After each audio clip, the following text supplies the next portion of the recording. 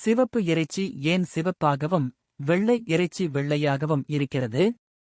சிவப்பு இறைச்சி சிவப்பாக இருப்பதற்கு காரணம் அந்த இறைச்சியில் அதிகளவில் உள்ள மயோகுளோபின் மற்றும் மைட்டோகாண்ட்ரியா ஆகும்.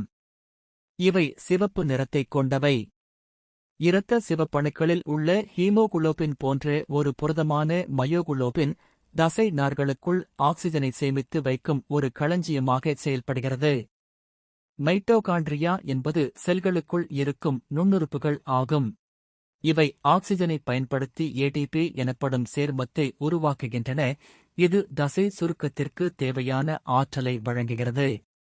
இதற்கு நேர்மாறாக வெள்ளை இறைச்சியின் தசை நார்களில் மயோகுளோபின் மற்றும் மைட்டோகாண்ட்ரியா மிக குறைந்த அளவிலேயே உள்ளன.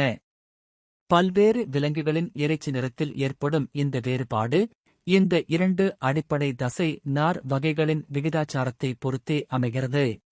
சிவப்பு தசைகளில் உள்ள நார்கள் மெதுவாகவே சோர்வடையும், ஆனால் வெள்ளை தசைகளில் உள்ள நார்கள் மிக விரைவாக சோர்வடைந்துவிடும். உதாரணமாக, சூறை மீன் போன்ற சுறுசுறுப்பான, வேகமாக நீந்தக்கூடிய மீன்களின் தசையில் சோர்வை எதிர்க்கும் சிவப்பு தசைகள் அதிக விகிதத்தில் உள்ளன.